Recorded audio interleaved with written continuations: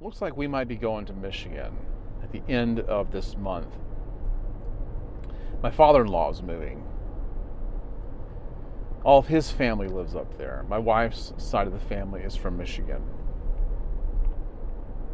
He's in his 70s now. I can't remember exactly how old he is. He might be 70, but I think he's a little bit over that. And his wife passed away 5-6 years ago, something like that. My mother-in-law, of course. So now it's just him. We just found out recently, the other day, that the lady across the street, who was one of their friends, she died. And as you get to be older, this happens a lot, especially in those years, right? Because a lot of people don't make it past those years. So he doesn't have much left. He has us, but he doesn't come visit us that often. He has more family up there. So he has his brother, who he was close to growing up. And that's what's really good for him, is to be near them, and able, probably to spend the rest of his days reminiscing, laughing, just enjoying his time drinking with his buddies, his friends, and stuff like that up there. And that's good for him. We want to see him do that. We're going to miss him, because I really like him a lot. He's a very funny guy. And I've told people before that who he reminds me of is I can't remember his name, Quint on Jaws, the captain of the boat. He's just like him. Kind of looks like him. Kind of. Not as much as he used to, because my father-in-law is all gray now and everything, but he does have a mustache. Like he was always a fisherman, and he can tell tall tales. And he can just make up stuff, and whatever he says is absolutely hilarious. And you know what? Half the time, you can't even tell if what he's telling you is true or not, because he can find the humor in a story. He told us a story one time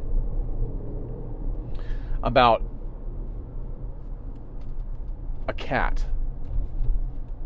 Him and his brother were just youngsters up there in Michigan, and they had an old cat named Sea Hag. I think that's what he called it. Sea Hag. And he said this thing always looked sick and haggard. Never looked well. And so he said his mother told him that him and his brother ought to take this cat out to the dump or the woods or something like that and shoot it and put it out of its misery. I know, listen, you can think what you want, you can say what you want, but I'm just telling you, this is the story he told us. So they did. He said we took it out there. I think he said they shot it with a .22. He said if they had 3 holes in it, you could see right through it. He said, so they went back home.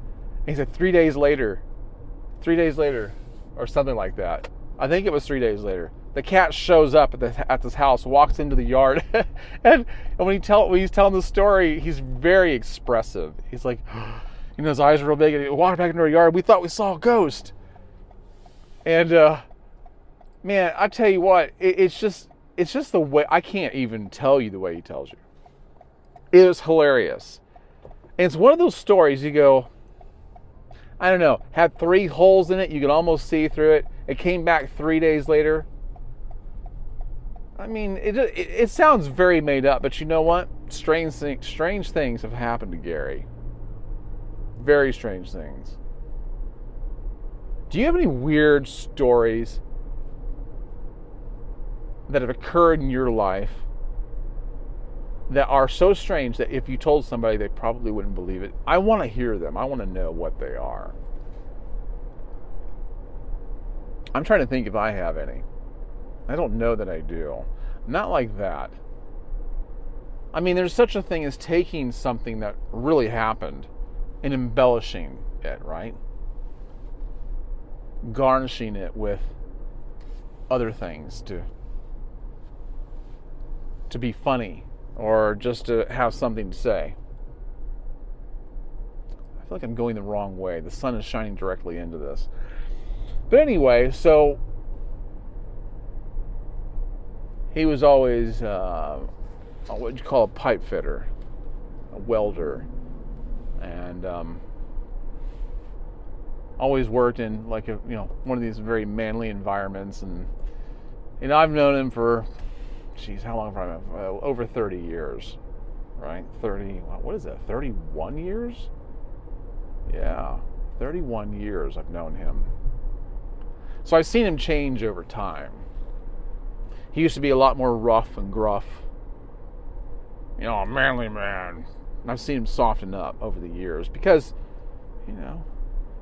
as you get older, you become afflicted with infirmities, I should say. That's what I meant to say, infirmities.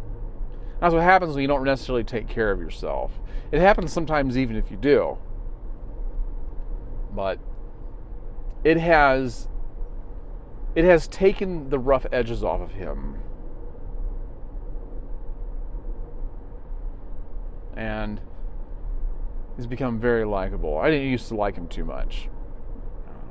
His own family didn't, but I'm sure he has a few stories to tell about his life. Maybe why he was the way he is, or was. I found out that if you take the time to listen to a person's stories, you might understand them a little bit more. You might be a little more apprehensive to cast judgment. Some people are less forgiving, though. They'll say, I don't care what your story is. There's no excuse for you acting and behaving the way you do. Well, that's true in a lot of cases. I mean, trauma can make you better or bitter, right? That's what they say. But it can make you a lot of things, not just better or bitter. It can make you funny. It can make you angry. It can make you pensive. Make you introspective. It could make you a very difficult person to live with, or someone who remains soft to the needs of others. But regardless of what it does to you, it does shape and form you largely, right? I mean, it will have that effect on you. I've seen people who have been dealt very serious blows when they're young, and they've seen how their parents lived, right? You might know somebody. You might know how this feels to some degree or another. And I certainly do. I've seen the good and the bad in my parents, and I've said to myself, I don't want to be like that. I don't want to be like that. Or I want to be more like that, right? I can certainly find admirable characteristics about my father and my mother that I want to emulate.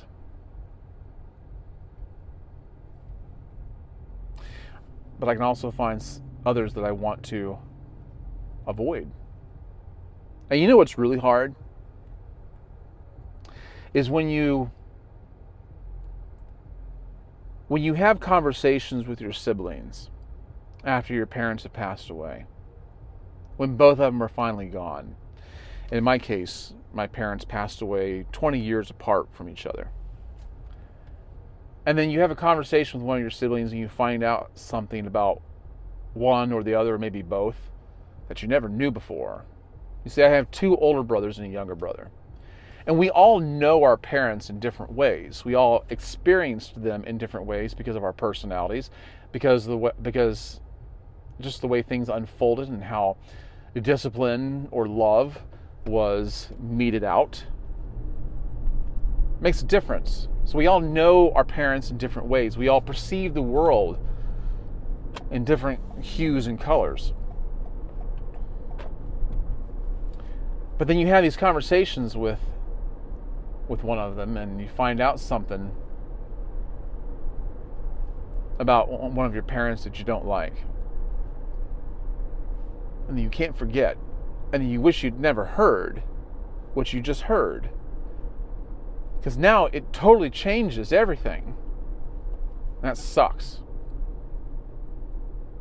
I don't like that.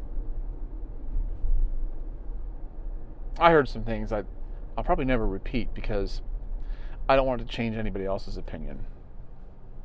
And then you find out something else that you wish you would have known many, many years ago because your attitude toward one parent or the other might have been different.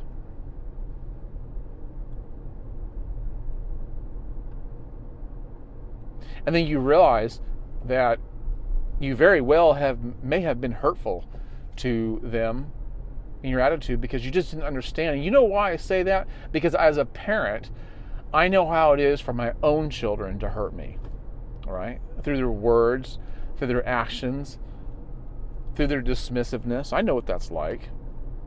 It's painful. But you can't, or you can try, but you can't really talk to them about it and make them understand. They can't perceive of it. Because they're not adults yet. They don't have their own children. And it's just something that they can't grasp until they do have their own. We don't know how we hurt people. We don't know how other people have been hurt by others. And I just have a feeling that if we did know, we would probably behave different. But you know what? It's really hard. It's really hard to make a commitment to digging deep with everybody, right? I mean, you hear things like this and you go, okay, you know what I'm going to do? I'm going to investigate a little bit further the people in my life, the people that I love. I'm going to try to understand them a little bit more, but it's very, very hard. You may not be prepared for what you could hear, and you may not hear everything. You may hear some things and not hear enough to make an accurate judgment. What do you do in that case? You have to let it go. You have to let it go and say, I can't take on the burden of knowing everything. I can't take on the burden of knowing enough about another person to understand them more, to be able to change my feelings. I think it's better to just go, I think I'll suspend judgment and give the person the benefit of the doubt. And there are some people in this world that are totally unwilling to do that. Totally unwilling to do that. They don't believe in that. That's not part of their philosophy. They expect you to be at your best. And this is one of the things that I have a hard time tolerating. But I have to take into account there's a reason for why they're that way too. But it's very hard. It's just very hard being human, man. It really is.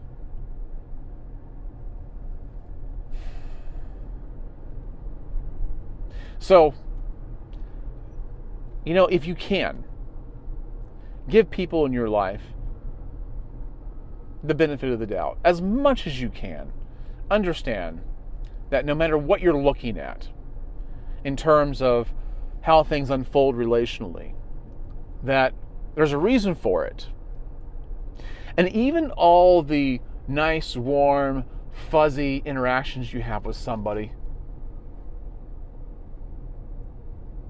here's something I've learned about that not all of those necessarily come from a good place. Not all of those things come from a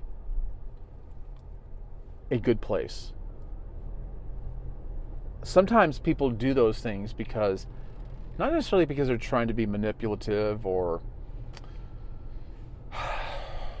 hypocritical. They might be doing it because they were so hurt and they feel like they've got to behave in a certain way to garner someone's love. And they might, I can't even see it. They may not even be completely genuine and they don't even know it. They don't even know it.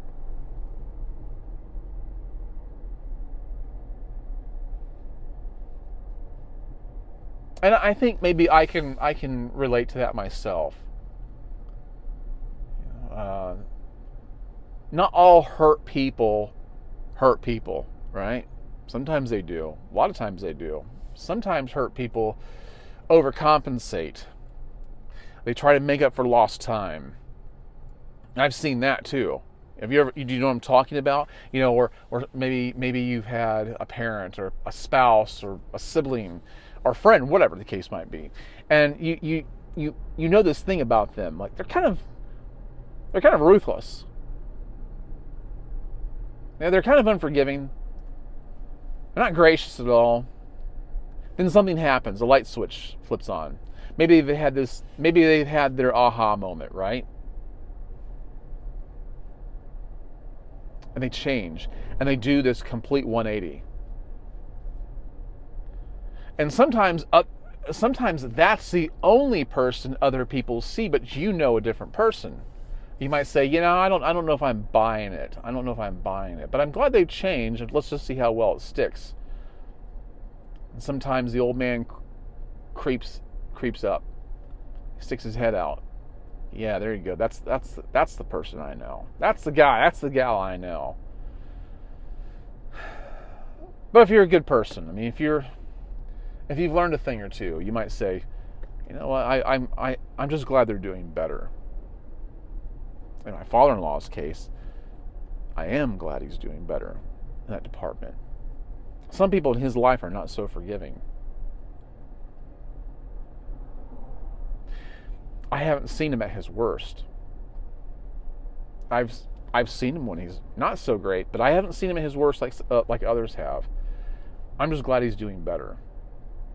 And I'm glad that in his old age he's gotten that way, because I've seen some people not age very well. But you don't have to wait until you get to be older to find your way out of the mire. I think sometimes change in your life comes not when you're trying to change yourself, but when you're open to others, when you're willing to look outwards. We spend so much time looking inwards because we hear that we're the problem, right? We're the problem. We're the common denominator. But I think when you stop to take time to really care about others and think about what they might have gone through, I think it does something to you. Honestly, I think I do it too much, and that doesn't make me a better person. I'm not saying that to go, look, listen, I'm the example of what I'm talking about. I think I do it too much, honestly, and I think I get caught by it. And maybe sometimes I don't read people so well, because I would describe myself as an empath. Some people like to say that about themselves because they feel like it makes you seem more virtuous. Sometimes I think it makes you more vulnerable, more susceptible to being fooled,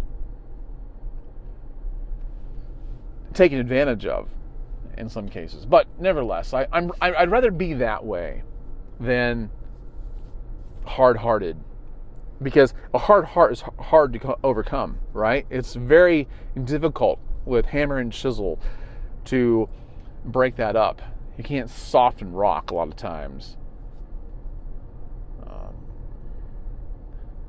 But my wife was saying that we're going to help him go up there, and my wife believes it's a comfort thing for him, and he knows he won't see us as much as he used to, and she thinks he's going to be pretty upset when we leave. He probably will be. But I'm just glad that he's going to be able to do that for himself, and we'll see what happens. I'm driving around our lake right now because I know it's just one big circle. Lake Hollingsworth, there's just one big circle, so I know I'll be out of the sun sometimes. It's about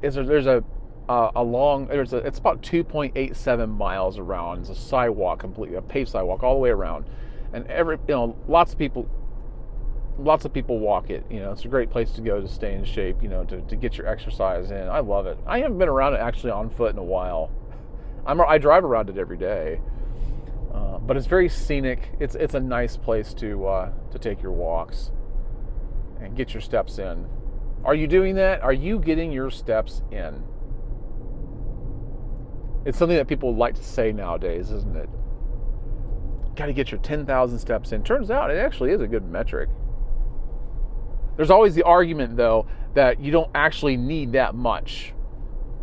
Some will say you only need about 7,500, 7,000 to 8,000 steps. And others say, oh, to trim the fat, you need to get like twice that much. Maybe that's the case. Maybe that's the case. I'll tell you what, I did know a woman years ago. I worked with a woman back, this is somewhere between 1990 and 94. This is how far back this goes. And I worked at a plant, and this woman actually worked in a different room. And she's on the tall side, but she always struggled with her weight. And I saw her drop in weight like crazy. She was looking great, and I asked her, I said, how'd you lose so much weight? She goes, I walk Lake Hollingsworth, this lake that we're on right now. I walk that 5 times a day. I go around it 5 times every day. Well, that's somewhere between 13, 14 miles a day. She wouldn't do it all at once, but she was a living testimony to the fact that walking, if you're willing to do a lot of it, will trim away, will help you get trimmer, I guess, right? I need to do more of it. I could stand to lose probably about 20 pounds. That's what I'd like to do.